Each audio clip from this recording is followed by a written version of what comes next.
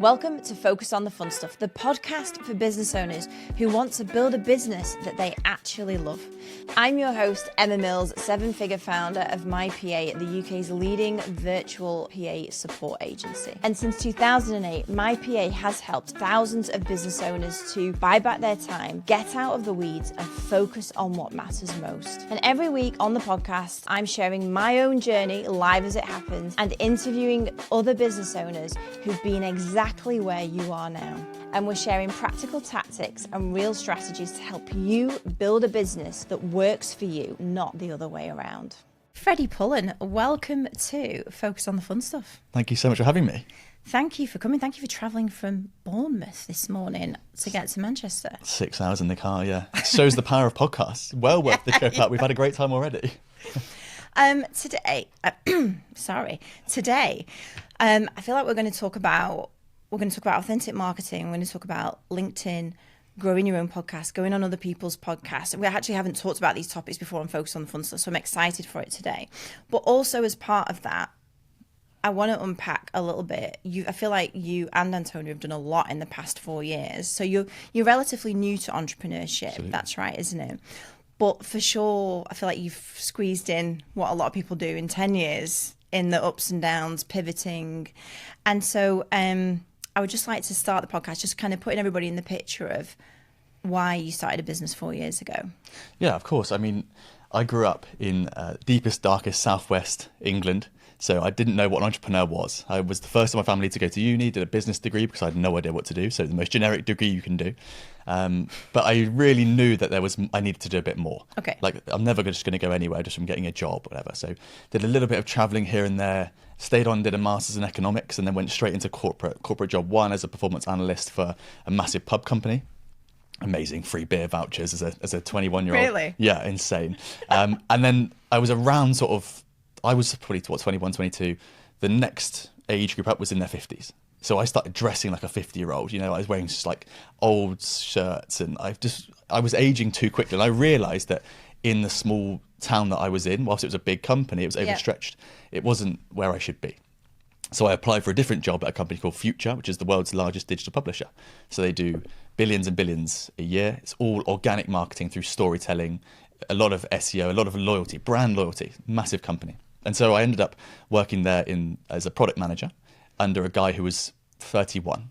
And our department, me and him leading it, was doing 300 grand a day in profit. And I was 24, 25. So I went from cool company to insane company and was given these opportunities to consult for Amex, Oracle, Amazon as a 25-year-old because the department just did such random stuff. And I'm sort of tangenting here because I just feel like it's important to say how entrepreneurship was never part of my journey. It was never supposed to be. Mm-hmm. I just knew there was things I could do. So in the sort of time outside work, we would buy and renovate old properties. Right. We'd always buy the ugliest property on the nicest road we could afford. Happened to be from widows, usually, sadly. So they'd move on or whatever.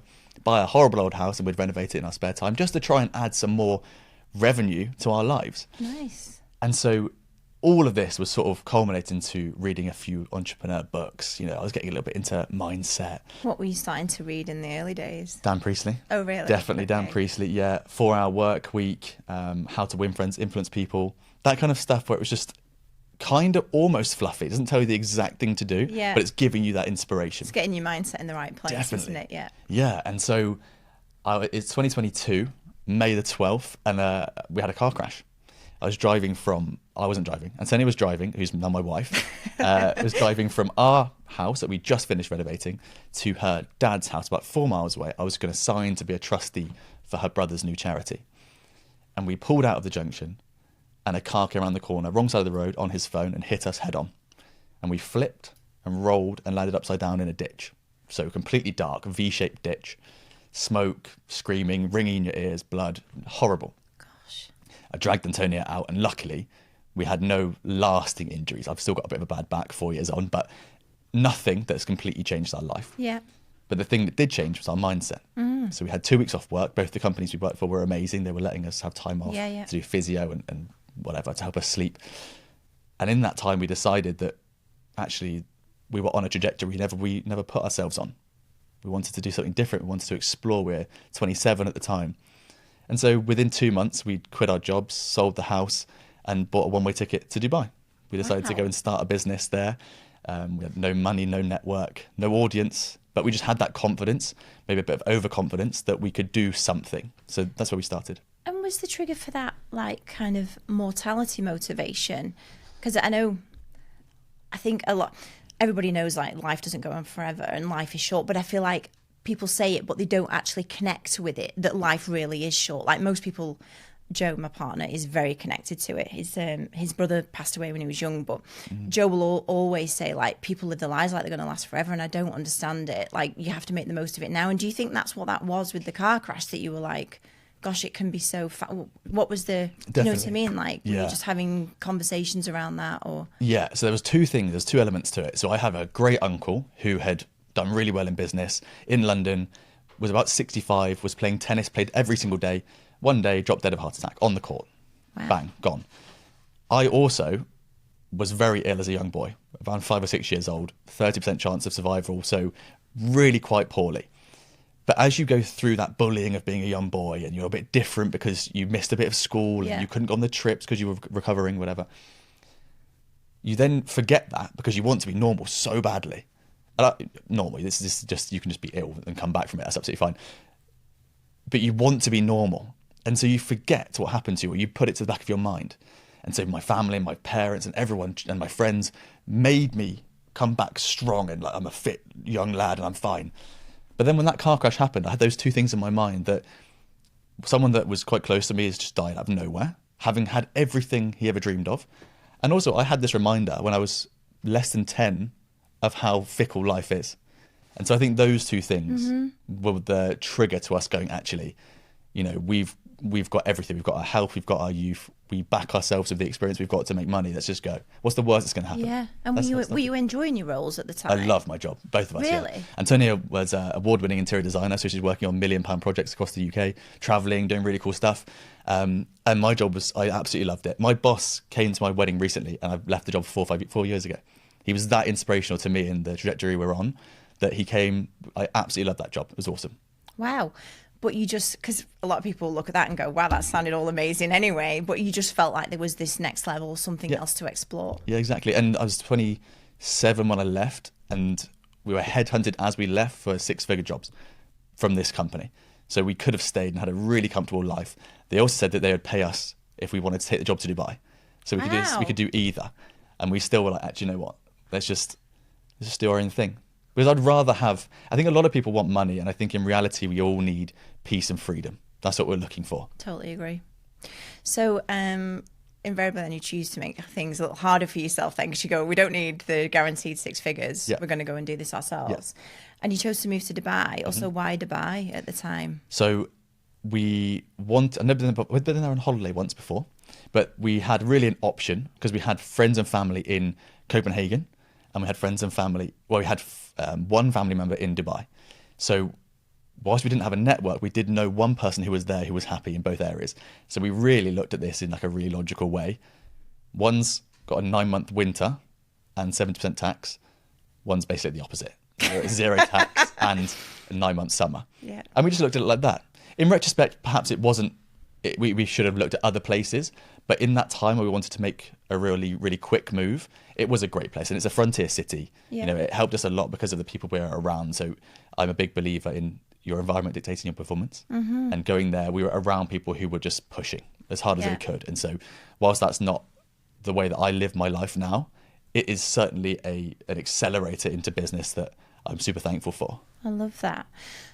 So I've been listening to a couple of your podcasts recently, and one of the things I'd like to kind of pick up on now is what you did in Dubai. In fact, I asked this question a couple of weeks ago on a podcast. I said to a guy who's living in Dubai, like, if somebody was to move there, although I feel like it's a little bit less appealing at the moment to make the move to Dubai, how do you get started? Like, do you go to networking events? Do you meet people? And then I was listening to one of your podcasts the other day where you were talking about, you went to networking events, didn't necessarily enjoy all of them. And one of the things I've really admired about you, Freddie, since we've met, which I guess is about 3 years ago now, is your podcast. Like, for me, you've smashed it. Like, you are one of my inspirations, and how, like, the guests you've had on, just the breadth and size of your podcast. And you decided to do that as part of your foundation of expanding your relationships with people. Can you just talk us through a bit why and how you decided to do that? Because I know a lot of people talk about going on other people's podcasts, which is still totally valid and a really great strategy. But also I feel like having your own, I've also experienced how that has created relationships for me that otherwise I wouldn't have had. Exactly. Like even today, we wouldn't necessarily have just had and sat an hour together. True. If we weren't podcasting together. We probably should do it more often, shouldn't we? Definitely. Really. I completely agree. So what I always say to our clients is don't start a podcast just because it's so expensive and it's so competitive now. But when we started ours, what you have to remember in Dubai is that no one's struggling. You know, it's illegal to go bankrupt. So no one there is struggling for money or for business. So if you go there as a brand new person and you're used to people coming to you because you've got a reputation within a company as being good, having experience, having worked with different people, they don't care. No one cares. So when I would go to networking events, I'm only around the few other people that were struggling as well or were brand new. And I hate the idea of doing something that everyone else does. So that whole thing of meeting people, giving out business cards, getting given tips of like, if it's a good business card, put it in your right pocket. If it's bad, put it in your left.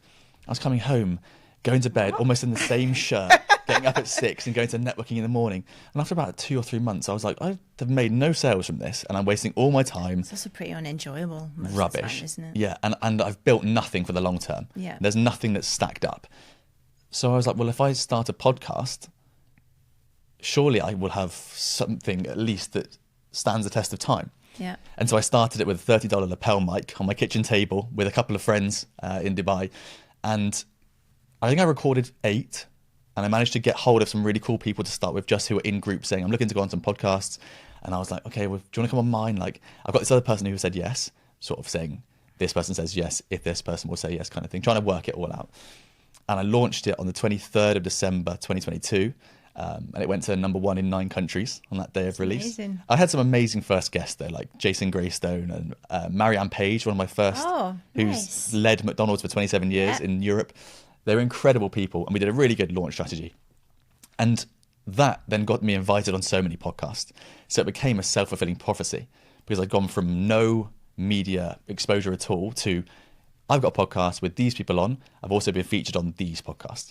Now, the problem with that is that when you're starting out in business, your messaging's everywhere. You know, so I've got podcasts out there where I'm talking about interior design because that's what Antonia's business was when we started. I've got talking about purely health for entrepreneurs. I've got all sorts of different things. So that is the risk of what I now call adopting an audience. So being introduced to an audience that's already trusting a host as a trusted expert, or I hate the word expert, authority. Yeah.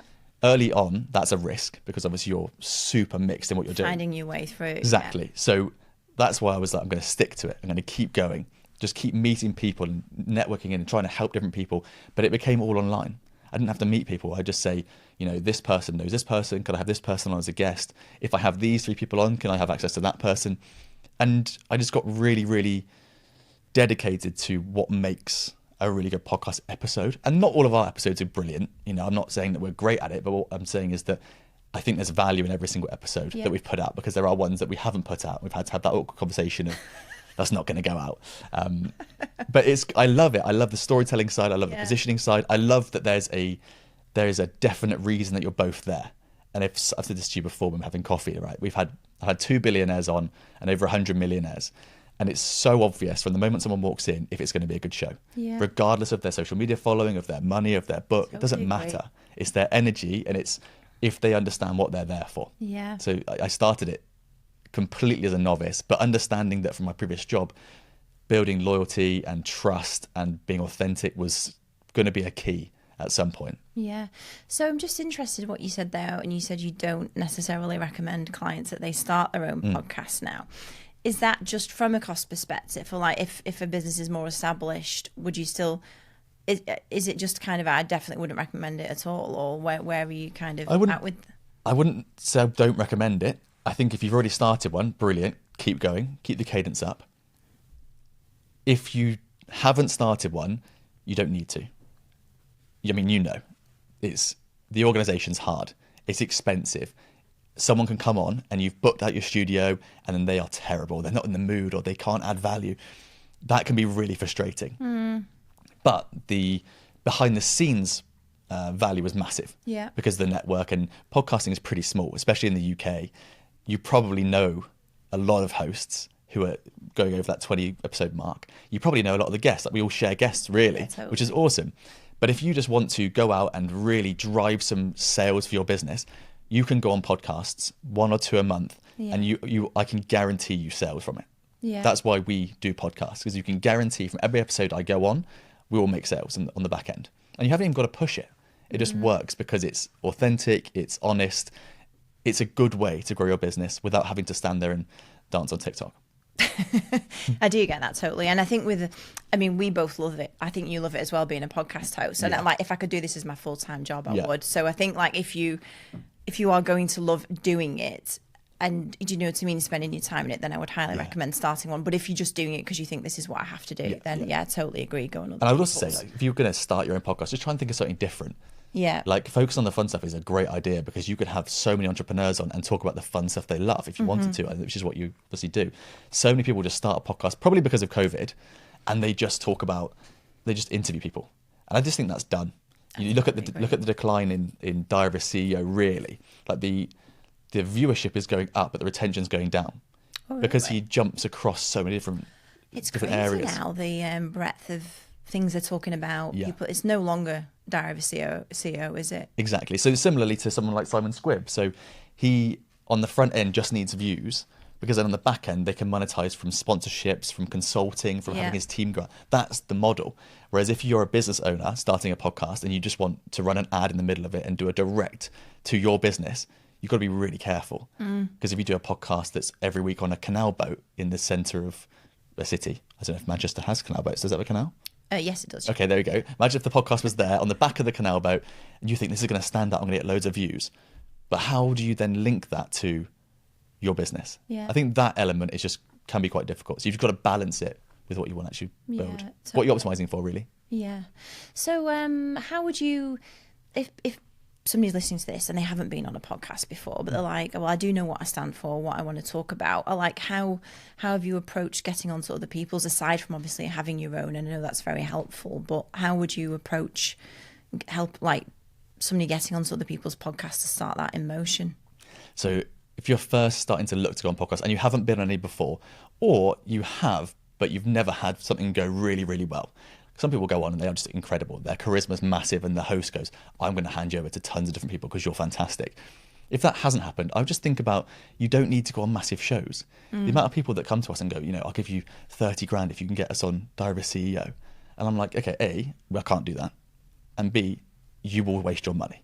So that's not how it works. So I think it's really important to think about the podcast pyramid, or how you go up towards podcasts. But remember that your money is made on the ascension. Yeah. So if you just go on 2 podcasts a month, it could be 1 long podcast or 4 short podcasts, whatever it is, 2 hours roughly.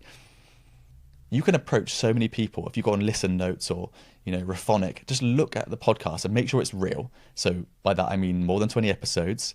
They've got good retention. They're actually going to probably get you in front of at least 10,000 new people.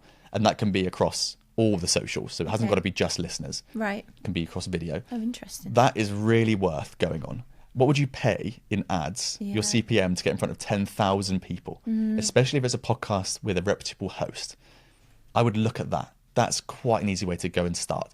Then you can start looking at podcasts that are slightly bigger, slightly bigger, slightly bigger. And before you know it, you'll get spread across different podcast hosts, like I said. But the problem with that is, like I said, when I started, if your messaging is not right, if you're looking for immediate returns, you'll struggle. And your reputation can be ruined so quickly.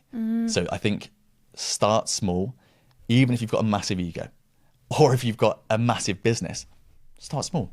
Go on some small ones, build up and up and up. We both know people who've come out of nowhere and become amazing podcast guests that are really in demand. And that's because they've started small and said yes to almost every show. Totally. Andrew Hulbert, who we were just talking about before this, like, he is the real deal, exited for 80 million, but he was on our podcast in December, I think it was. But I literally know that every day he's on a different podcast now. And it doesn't matter how big it is, how small it is. He's just going on and doing the reps, because now he wants to help other entrepreneurs grow their business. And he is literally, like he's sold his business, but he's a living story of that as well. And a great example is Chris Do. So I met Chris Do at the 1 Billion Summit in Dubai last year. I was invited on a yacht with just him and his sons and Matt Essam. Oh, yeah. And Robin Waite, actually, who you've had on. Oh, wow, yeah. after that summit, and we had a long chat, and he agreed to come on my podcast. He does a podcast, I think 3 days a week, 8 a.m. to 9 a.m. So as long as you know him or you've been referred, you can interview him, and he'll just turn up. He had a hat on with mine, it looked like almost like a Teletubby. He just comes out of bed, gets ready, podcast every day, because he's on other people. Those the reserved slots. Yeah. How interesting. So you can refine your messaging daily. You can get live data response on how you're landing with each audience from going on podcasts. And the biggest guys, it feels like a secret. I don't know why people aren't doing this. The biggest guys in the world, you see them on clips, on social media, on podcasts, because they understand that this is about borrowing trust and being introduced in front of other audiences, not trying to constantly just try and chase the algorithms. Just get in front of an audience that's already there. And that's what they're doing. So you have now turned this, everything you're talking about now, into your business. Absolutely. Yeah. So you basically, since you've moved to Dubai, you've kind of gone through this, I guess, iterations of what the right business is for you, and via living it and borrowing other people's trust. So can you tell us a little bit more about Recognized, what it does, how it helps? So the first iteration was, it was an agency. So we would just do this for people. So we would just fully, manage their profiles. They're mainly LinkedIn. So 2023, we did a lot of LinkedIn stuff. There's a lot of copywriting, storytelling, positioning workshops, working with small businesses all the way up to massive organizations on their positioning, their brand story, and obviously their content. And then that business got to a really good point, but it wasn't what I wanted. It wasn't that freedom and peace. It was a team of 10, which I really didn't want to manage. And it got to a point where I just couldn't break through that ceiling. So we started looking at, okay, what's the exact thing we want to do? I love people, a bit like you. I love the podcast. I love speaking to people. So I think the iteration of business that in the online space, which is where we are, that works really well is having a thing that's done for you with then coaching and mentoring behind that. So it's not pure coaching. It's let's do this. So we source and train people to go on amazing podcasts, and we help them then use that content and spread it across their social medias. But there's a massive iteration there which says we will also get people in front of you which are industry leaders. So we'll help them, they will coach you, and we will show you exactly what's going on. My team will show you exactly what's going on, and we coach people weekly on how they can turn those opportunities into sales. So it does feel like it's become full service from start to finish. Like, we understand this is the opportunity. We understand that people are low on confidence when they're trying to be authentic. They don't understand how to do a lot of this stuff. Right. Positioning and storytelling is difficult for a lot of people. And then we're just going to show them exactly how to do it and help them in certain parts of that as well. So I really love about you both, like, you very clearly sticking and like very aware of what you want your life to look like. Like, literally, I was with a business owner yesterday, and they said that they changed their business to a 4-day week because they weren't enjoying any of the people they were working with. So they thought, well, if I do a 4-day week, at least on a Friday, I've got the office to myself, and I know that I won't have to spend any time with them. Yeah. And there's so many business owners that get stuck in situations the way they think it must be, and like, I just feel like you both have each time gone, oh, this isn't for us. Even like now, you've left Dubai recently because it wasn't for you. You want to go to France, and so what does your team look like now? Team of 4. Okay. So we have head of strategy, we have head of AI, which we'll come on to, myself as an editor, PA, and then head of sales. And then obviously we have coaches and mentors that come in. But I really think that, in my opinion, business comes down to these 3 things, or at least our business and what we do. And the 3 things we help or we talk about a lot are: a business needs a unique mechanism, so a new way of looking at something, a new way of saying this is how we take you from A to B. Second one is case studies, but I'm so bored of case studies the normal way, which is I've got 5-star reviews, I've got 10,000 5-star reviews. Yeah. I think it needs to be the starting point. So, for example, if I was going to buy a new electric toothbrush on Amazon, I wouldn't go for the one with 8,000 5-star reviews anymore. I'd go for the one with 497 4.8-star reviews, but loads of comments saying, my teeth have never been cleaner, my dentist is so happy. It's the start point that we're more interested in, right? So if someone says I was super stressed in my business until my PA came along, that's more valuable to me than 5-star, my PA is amazing. And then the third part, I think, is your worldview. So my worldview is very much lifestyle over hustle. I will choose my friends and my family over 12-hour days, 6 days a week. And I might not be a billionaire because of that. That's fine. But what that does is that helps people self-select out of working with us and self-select in if they resonate. So we work with a lot of coaches and a lot of consultants who have probably left corporate and they want to make decent money but they also want to be with their family and they want to travel because that's what we want to do. They therefore also don't care about being a billionaire and working all these hours. And I just think you attract what you are, right? So this is why I'm super interested in your partner, Joe, because he's doing these Ironmen, and like I've done a half Ironman. I'm really into fitness and sport.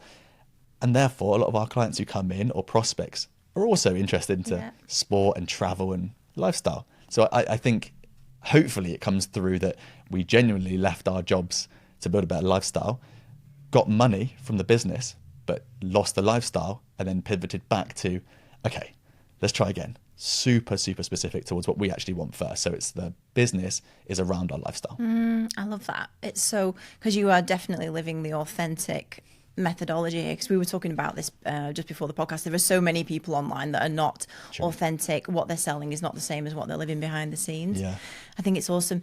I just had a thought. I just wanted to sidestep a tiny bit of something else I think you've done really amazingly well and I love is your newsletter. Cool. So I joined your newsletter off the back of one of your podcasts, and am I right in thinking that's like been quite a strategy of how you've grown the business as well, in terms of capturing their attention, their email address, and then being able to just, how have you done, like, just talk us through like the strategy behind that? And So again, I said at the start, right, I don't really like doing video content and like being on that hamster wheel. I love writing, and Future, the company I was worked at, it was all written. So everything, 500 million monthly users were reading stuff. So I knew newsletters were massive. A couple of our bosses had left to start newsletter businesses. That was one of my ideas. Yeah, huge businesses. And so I was like, we're definitely going to start a newsletter alongside the podcast and alongside, you know, the business. And it really has become a strategy. I love email. I subscribe to a lot of newsletters and I love to read the emails. It's why I like LinkedIn, because I like to read. I don't want someone who's good on camera to beat someone who's not good on camera just because they're good on camera. That's annoying. Newsletters, you can't really hide. Like someone can help you write something. You can use Whisperflow and it's all just your voice. So yeah, absolutely. I mean, we have at least 500 people join the newsletter a month just organically. Really? We've never used paid That's ads. amazing. Yeah, the paid ads, we've tested with paid ads for the last probably 3 months. Doesn't work. We're not there yet. So this is all organic. The business is all organic. Oh my God. So is this literally like backlinks off other people's podcasts that... Oh yeah, sorry. I thought you were going to say websites. Yeah. Sorry, no, like that you've been on somebody else's podcast and it's in the show notes of how to connect with Freddie. LinkedIn, our own podcast and all the clips, then just our bios, and then off of So in your LinkedIn, your one of the CTAs is to get to the newsletter. That's something you push regularly. Yeah, because the newsletter every week will usually be either a video I've filmed, or it will be a link to our podcast, and it's genuinely valuable. And then I think again the biggest hack to writing a newsletter is the second half is 3 parts, right? But the middle third, or a bit longer than a third, should be the value. What's the main crux? It should be in the subject line. That's what the newsletter's about. The last part is either an update on something your business is interested in. So if you're a recruiter, do some jobs in there. Give something that they have to scroll to the bottom for. The top half has to be about you. So my newsletter will always start with a bit about what I've been up to.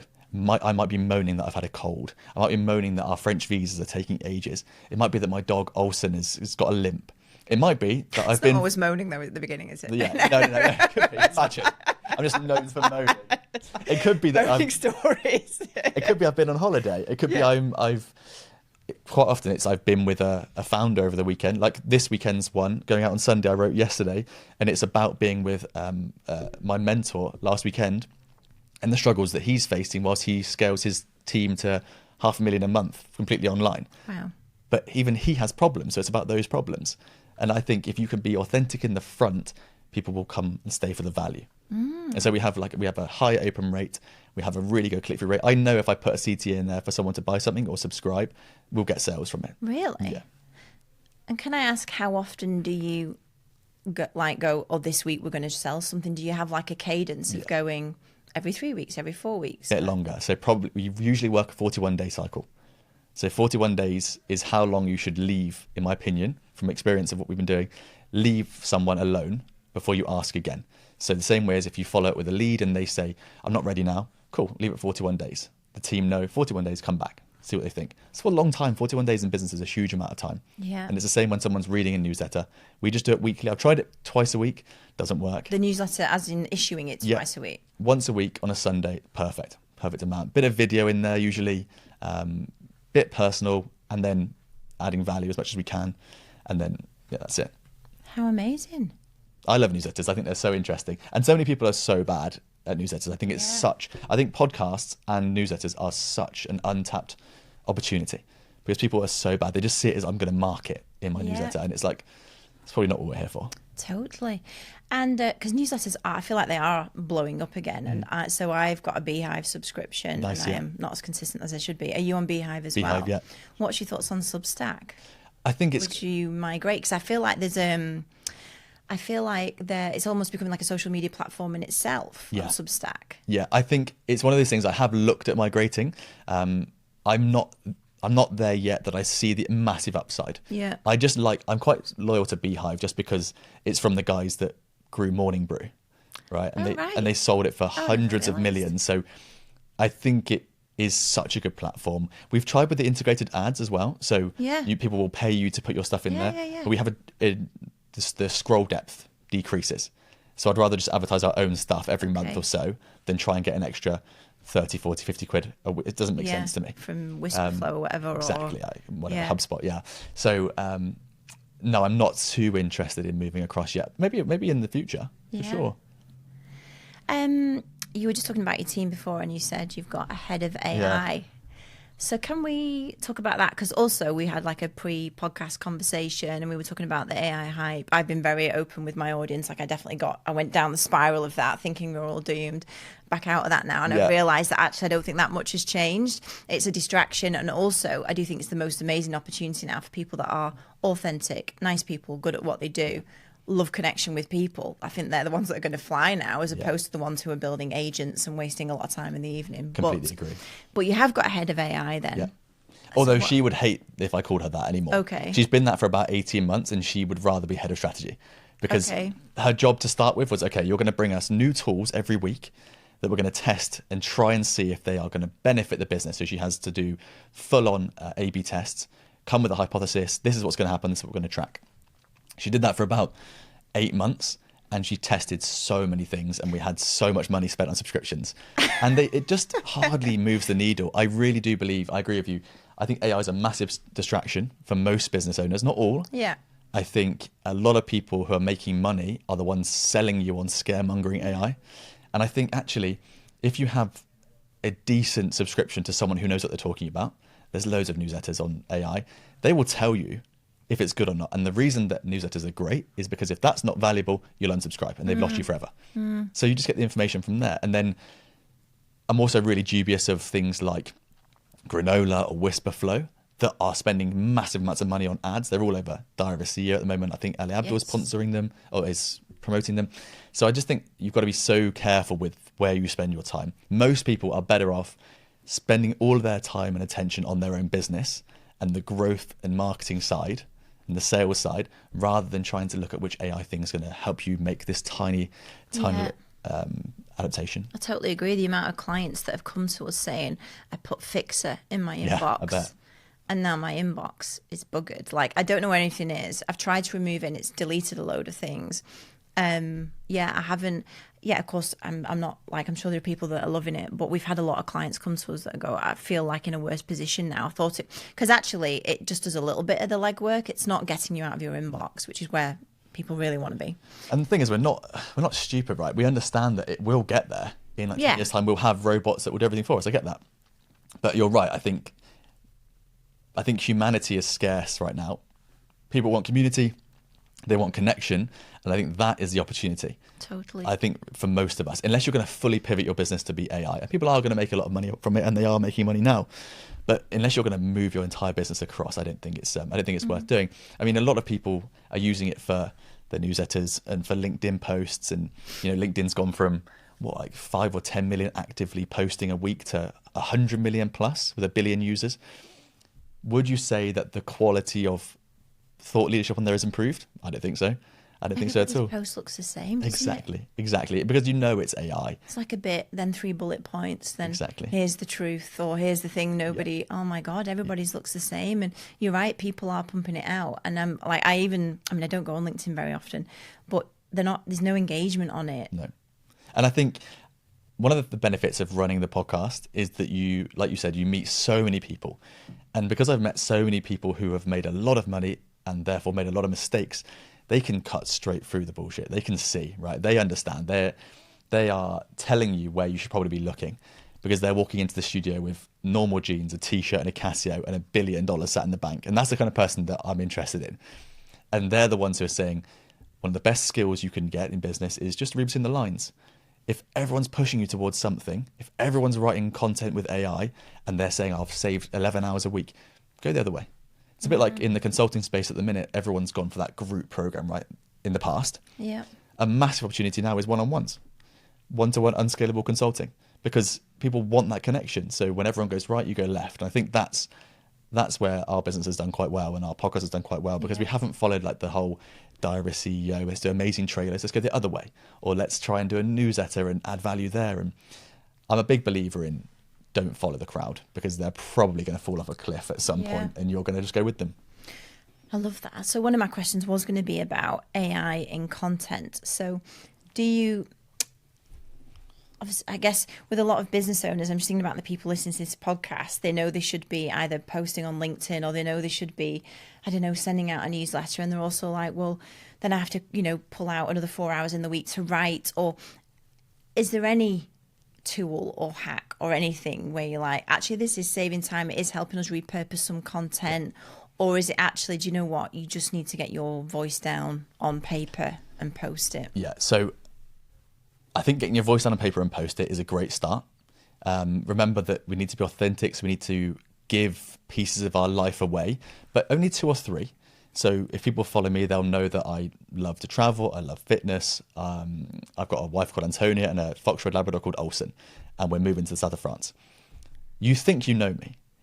You don't know me, you only know what I've told you. So that's a good starting point. What do you want someone to know about you without oversharing? That's really important. I think another part of that is, it's really important to understand that we can give away information without having to gatekeep everything as well. So we can give the business knowledge away without it all being out there. And we shouldn't be scared of giving away loads of information. I think the best hack though with AI that we've found is, and I'll bring it back to podcasts, as a host or a guest, set up a Claude project. And all it has to do, it used to be ChatGPT, now it's Claude. All it has to do is help you with the deep research and structuring of either your interview, whether you're the host or, I guess, same interview if you're a guest. Mm-hmm. So I'd want to know, I can show you what I was after. I want to know everything about, I already know you, but everything about Emma Mills. I want to know everything going on in the business. I want to know everything she's posting online. I want to know everything that she's spoken about recently on podcasts as a guest or as a host, and which clips did well. Bring that all to me. If I was then going to be a host and I was interviewing you, I'd then have that structured in a story format to give me questions that I could take you on a tangent with. So if I want to talk about how I save time in my business, and I want you to talk about specific areas of assisting that you can help with, I'd have tangents that I could take you on, but then I would know where you're going to go because I've already read your content and my AI has told me everything you're probably going to say, because usually we repeat the same stuff because we're supposed to. Yeah. And that would then help me then take the story to a certain point and then take you back to where I want you to go. That can all be done by AI. So when I have a podcast, I have an iPad in front of me, it's just story arcs, just telling me exactly where I want to take you and how to get back if you go on a tangent I wasn't expecting, because I still want to follow my way of doing it. Yeah. And you can do that as a host and as a guest. You can also get enough research as a guest, and one of the biggest hacks as a guest is just knowing who the host is and who their audience are. So my best example of this is Lauren Tickner, who was a guest on our podcast. I've never had someone who knew so much about our audience. She knew everything about our audience demographics, who they were, what they're interested in, their ages, why they were listening, who they've listened to in the past. So she could reference me, Antonia, the podcast, our fitness, previous guests. That is making her borrow trust 10 times more. Because not only have I introduced her in front of my audience as an authority in something, she's then showing that she cares about that audience who aren't there for her. Right. They're there for me because they're loyal to me and my newsletter and my podcast. And she understood that better than anyone. So do you mean she tailored her story, everything she talks about, specifically to your audience? Even her offer. Wow. Everything. And so that is the best way I would say you can use AI, because if we don't think about AI as content that's doing it for you. It's just helping you come up with it. It's done everything. It's got you as much authority as it possibly get. Then, of course, there's loads of tactics, right? I'm not massive into tactics because they change, but everyone knows about Claude and ChatGPT being able to write posts for you. You just need to change them because they're not super authentic. Same as Pressmaster can do the same thing. Opus can do your clips. These are just, you can Google this stuff, right? Everyone knows those things. But the main thing, I think, is understanding the value in understanding who the audience is, who you're talking to, and why you're trying to get this value across. And then just staying in between those areas, right? Because there's a number of things we should talk about, I believe. So we should be giving people, we should speak about our fitness, maybe what we eat, maybe our finances, our faiths, our beliefs. Those things are what people want. And that's how we build trust. Like when we had coffee before, imagine if we just come in and you just said, okay, what's the business doing? What's your current offer? What's the revenue? Team members? I'd have been like, what's going on? Let's just calm down. We spoke about ski trips. We spoke about food. What's going on with people we have in common? Because that's how we build trust as people. And I think that is all content is. So you've used the phrase like authentic marketing. Yeah.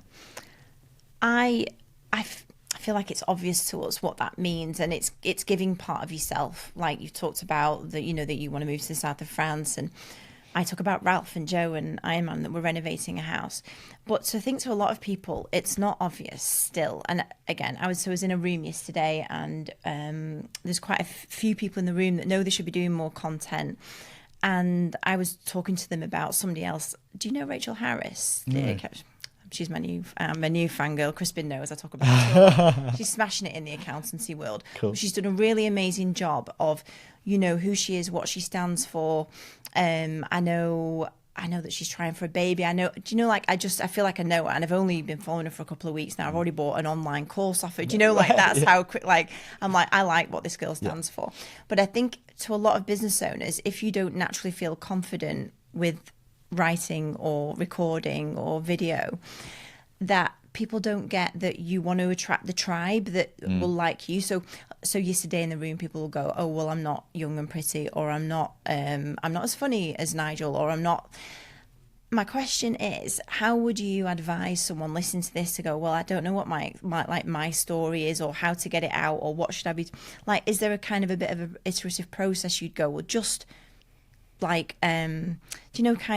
through the things you like, or the things you stand for, your values? People talk about personal brand a lot, and I think it's so wishy-washy now. How would you help someone who's, I don't know, they might mow lawns, or they might be a dog walker, but they still want to get their authentic thing out? How would you help them come to what that is? So firstly, I would say to that person, good.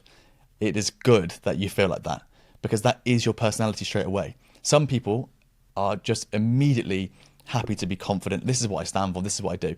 They're then going to attract the person that is exactly like that. Yeah. When we're going on podcasts and we're doing newsletters, we're not talking about doing Instagram reels, which are highly performative.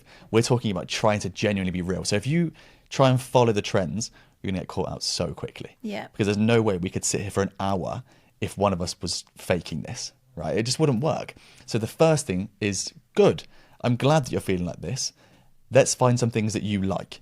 So I know of someone who does 20 grand a month teaching knitting because her favorite thing to do in the world is knitting. Right. And so I understand that if you're not a knitting coach and we're not looking to start a new business, that doesn't quite help you. But you will definitely have a few things. Mega. Mowing the grass is a fantastic thing. Look at Francis Bourgeois, the train guy. Yeah. So he has a massive business behind him based on his love of trains. So I think authentic marketing or authenticity is super overused now. It just means, let's just try and be authentic. Let's try and be us. But that's a bit cringe. It's kind of the point, though. The point is we're not trying to be like everyone else. That's the main thing. So there are loads of little tips and hacks and workshops and stuff we can do. But if you're listening to this and you're thinking, well, I'm too scared, I'm not confident, I don't know what to do, that's your first point of call. When I started my business, I was like, I'm not going to do content. I'm not going to start, I keep going back to it, dancing on TikTok. I'm not going to do these reels of me doing different things. I'm just not going to do it. Therefore, my business is around people helping to do content who don't like to do content. So we do podcasts, newsletters, that kind of stuff, because it's still content without me having to do the things I don't want to do. So I think it's a superpower. Accountancy is an amazing one. Look at Josh Thomas. Just sits there and just talks about value every single day. If you are, well, we've got a client who's in recruitment and she is super introverted.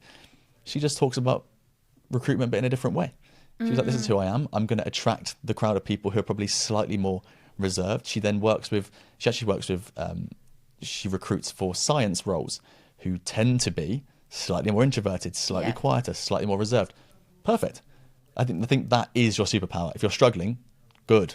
That's where you should be. You're in a place where, if someone's struggling with confidence and they're struggling with their story and they are quiet, they probably, I'm guessing, they probably do have hobbies that are slightly more reserved. Yeah. And this is all, I'm just assuming unless I've actually met someone, but I think that is your superpower without even knowing it. So I would never say, just start posting. I would say, okay, write down on a piece of paper on one side, all the things your industry currently believes is true and is happening. And then you write down the other side why you disagree with all of them, or the ones you do disagree with. That's a good starting point. Then you've got your genuine world views and your industry views to then start you to then come out of this sort of pyramid of sort of almost belief or trust marketing or authentic marketing to say, this is why it's different. Yeah. This is my story. Let's go. I love that. And even though I feel like a lot of people listening to this will think, oh, but it's saturated in my industry, or good. Yeah. Well, and also I just think like there's not actually that many people posting. Is there? Like, it's the 1% that you just constantly see, isn't it? And the 99% are just consuming. Yeah. Exactly. Not actually creating it. And both of those have weaknesses, right? Because if someone's posting every day or 5 days a week, you're probably after a few months, unless they're good, you're going to get bored of it. If it's day in the life every day, if it's my morning routine, you're just going to get so bored. Same as a person who doesn't post, you're just not going to see them. So there is a happy balance. I genuinely think 3 times a week to be seen online is more than enough. Really? Yeah. 3 or 4 times a week online is more than enough. As long as it's platform specific. And like I say, I only really post on LinkedIn and the podcast. That's all, and the newsletter. That's all we really do. A little bit of Instagram, but I'm no good at it.